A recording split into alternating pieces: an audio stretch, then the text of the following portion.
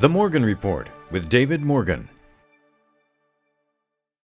David Morgan with you with the weekly perspective for the week ending 25 May 2018. Well, I'm going to try something a bit different. I'm going to just go through some of the markets and then read some headlines. There's so much to cover, and that's true every week. I usually pick and choose something from the oil sector, the debt sector, and the equity sector, and then comment on the precious metals at the end.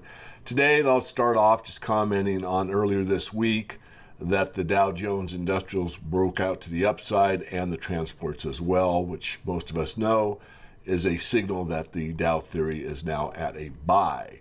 Later in the week, they held support, basically stocks. Retailers were leading the S&P 500, and the NASDAQ 100 was actually the strongest index a couple of days ago. Netflix hit an all-time record high. And the apparel retailers are actually doing well, although retail overall isn't, but the apparels are. Gap, Foot Locker, and Kohl's all doing quite well. And the consumer discretionary spider index continues to show relatively good strength. So for an economy in the United States, it's based 70% on consumerism. Get out there and buy stuff that you don't want, that you don't need, that you will regret later. I'm trying to be facetious, but nonetheless, you get my point. And now, rather than bring up the articles, I'm just going to read them. This will go to the podcast as well as the video. And here are some of the main headlines. Germany accuses Italy of debt blackmail. French unemployment rises to 9.2% in the first quarter. Malaysia uncovers surprise $250 billion debt hidden under Naib. I probably mispronounced that. Malaysia's hidden debt and installment state fund raise alarm. Erdogan tells Turks not to exchange their crashing lira into foreign currency. And don't laugh at this one. Argentina is, quote-unquote, suddenly on the verge of another economic collapse. How rare. Want to give us more pause, perhaps? Silicon Valley's tech bubble is larger than it was in 2000. Does that portend something? Surprise, surprise, Deutsche Bank looks to cut 10,000 jobs and reduce costs. Good luck. Uber shuts down self-driving testing in Arizona.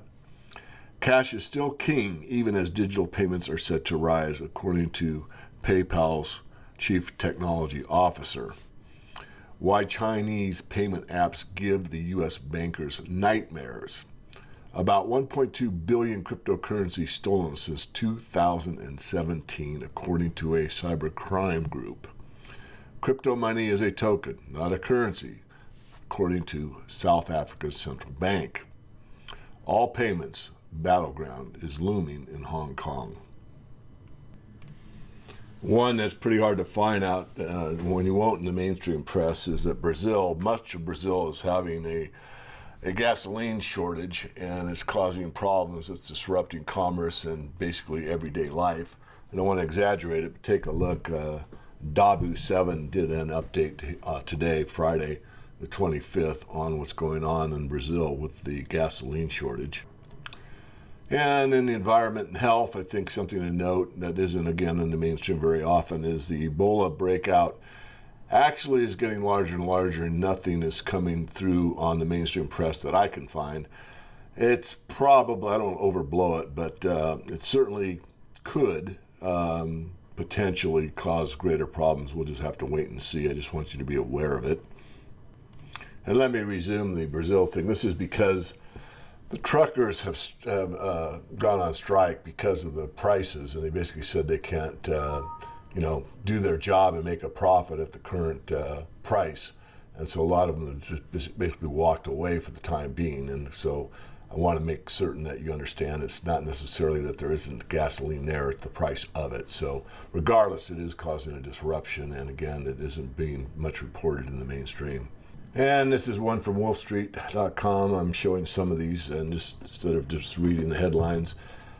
China's social credit score blacklists people for bad behavior, and in parens, who decides, question mark. This is something I actually learned about from Max Egan. I listen to Max probably 3-4 times a month anyway. And I don't catch all of his weekend reports that are usually an hour long. They're usually worth it, but I don't always have that time. Regardless, the social crediting system is something very interesting that not too many are aware of. And this is basically where the state, in this case China, oversees what you are doing, and really nasty stuff like jaywalking or spitting on the sidewalk, or making some kind of slur comment against a government official, or basically what I would consider to be just normal human behavior, or really not anything that's really a crime, because really in most of those cases there's no victim involved. The point is that with Big Brother looking over your shoulder, if you do any of these things, it lowers your social credit. And what that means is if your social credit rating falls far enough, then you are disqualified regardless of how much money you have. So let me pause here and digress a bit. My old belief system going back to about half of my life ago, my 30s, was, if you had enough money, it gave you a great deal of freedom and you could do almost anything. And that's no longer true with the social crediting system. It doesn't matter how much money you have. You can be blocked from transportation, like flying or flying first class to flying at all, or even using a train or perhaps a bus or even a taxi. You wouldn't be able to check into a hotel. And basically, it surrounds your social network, which means if you are getting a low social credit score, then anyone that interfaces with you on social media or a phone call or a text or whatever, they are now going to be or could be penalized for socializing with someone that has a low social credit score. So this is something that, again, I think I want to bring to everyone's attention. You can read the article, and there are several links in this article. Wolf Richter, he's right on top of things. And again, I won't read it to you, but it is a very interesting thing. If you're not aware of it, I suggest you take the time this weekend to come up to speed. It won't take you long to read this article and check out a few of the links and get the idea of what's really going on. Again, to repeat, money doesn't solve everything, and it never did, but the social crediting thing is becoming more important than what your financial wherewithal may be or become.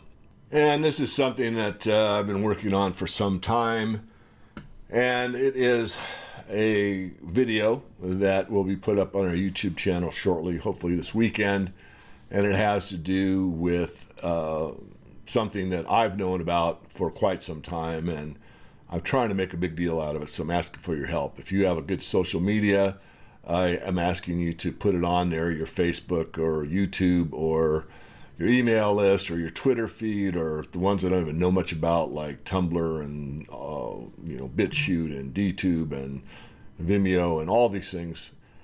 And what it deals with is the fact, and you can watch the video, is the fact is that portfolio analysis done objectively supports the absolute truth that you need about 20% gold weighting, basically in all economic conditions, to balance risk with reward and have a truly diversified portfolio.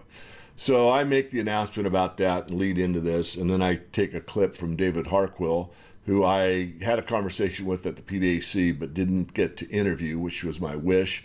I had the camera crew, but I just couldn't get to his office. The one time I could get to his office, the time he allotted for me was a very short window.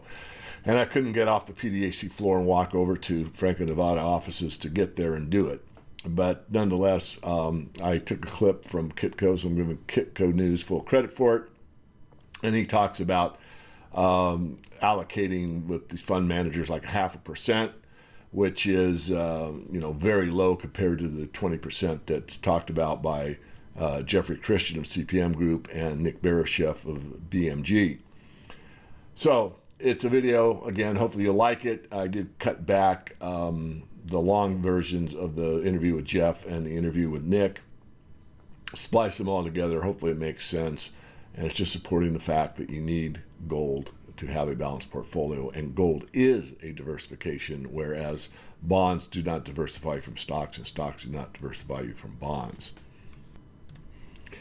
And finally, to wrap this up on the Mastermind series, which is our premium service at the Morgan Report for our members, I interviewed somebody on storage of precious metals. And there's a lot to this that most people don't understand. Even those that have a storage facility may not have a deeper appreciation for these contracts because most people skim them or maybe send them to their lawyer or whatever, and they don't really understand what's involved because people can say anything, that's called hearsay, but when it's written down, that's the contract, and you need to be aware of it. So I just want to point out a few. We kept everybody's anonymity here, but this certain program, it's quick and it's easy. You can own any quantity of physical gold and silver in about 2 hours. Now, watch the second line. This is in the same website. Your wish to withdraw silver will be accompanied only in the form of whole numbers of 1,000-ounce bars. So they'll let you buy 100, 101, 212 ounces, whatever, but if you want to withdraw, it has to be in multiples of 1,000. This next one really gets me as well, this one. The vaults are located in the safest countries in the world in private facilities not tied in any way to the banking industry. However, read the rest of this. In no event shall program names, this is again anonymity, be liable for the acts, omissions, negligence, or fault of the vault custodian. This entity shall have the sole discretion which location of vault custodian to store the precious metals, but shall notify customer of such location. This provider shall have the right to use a different custodian, but shall notify customer of a change of such custodian. So in other words, you specify you want it in such and such a place, and then they basically have the, if you sign their contract, the ability to remove it and let you know about that later. So that's something that, some people that are actually in this program may not really be aware of. I'll just pick one more of these near the bottom here. This is very popular and it's more than one. So, XYZ Storage assumes no responsibility after good delivery of product for consequences resulting from your storing of your metals through the use of professional storage services listed on our website. So here's a website, and they store metal for you, but what they're telling you, if you sign the contract, is they don't assume any responsibility after the product's been delivered to them for any consequences resulting in the storing of your metals. Is that got your best interest at heart? I think not. Sorry, I just can't let this one go. Anyone that's listened to me on this storage issue knows I state strongly and firmly it should be segregated, and you have to pay more for it and pay more for it. You want segregated storage. But here's one. This is a fact. We took these right off of websites. It says segregated storage. And then the next sentence says, every customer's precious metals are fully allocated and kept completely separate inside the vault. So they're telling you it's segregated, but then they use the word allocated. So I don't want to pick on anybody. That's why I left all these names out. But you got to be careful. When you're at a level where you need to store your metal, either due to how you live, like in an apartment or something like that, or you have so much of it, you don't want it all in your house or whatever, that's fine. I understand it. I store some myself. It's just that you really want to be careful. You do not want to save those pennies on a storage program. And that is what we addressed in the mastermind. It will be, I'm going to take a summary of it, and I'll put it out for all members from our members from the premium level. So everybody that's a paid member of the Morgan Report will get access to the essence of the storage situation. I didn't really go into any names because some of these are dealers and they also store, and a lot of these guys I know on a personal basis, and they're basically an affiliate with a major like an entity that basically transports metals. And I'm not trying to say there's anything wrong. All I'm trying to state is that if you get into the contract, that's where you have the liabilities, and it's your responsibility to make sure you read it and fully understand it. And if this upsets you and you call up your dealer and say, hey, I just heard something from David, blah, blah, blah, blah, and he tells you blah, blah, blah, blah, and you feel much better, remember that is hearsay. Say, I feel much better, Bob, but I want it in writing. I want the contract again. I've lost it. I need to see it. I want to verify this is written down exactly how you stated it to me on the phone.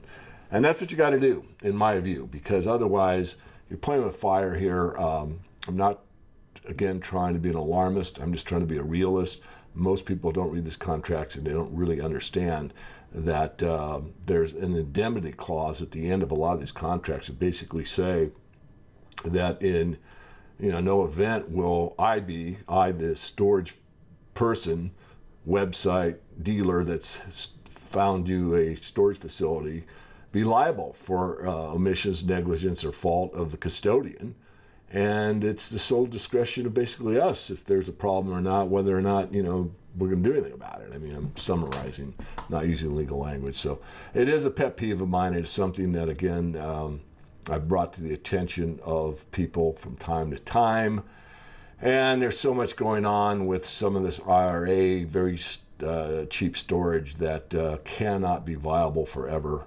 And lastly, this was prompted by a fat cat investor who got a hold of me and asked me, kind of in a nice way, very much. And I don't know him at all, really. I just know his nomenclature, fat cat investor.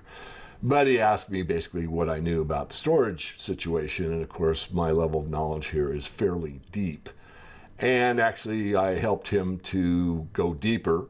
These are my words. He might have a different view than he'd already gone, which was quite deep. And there will be an article coming out from him, I think, in the near future. He'll probably mention me in the article.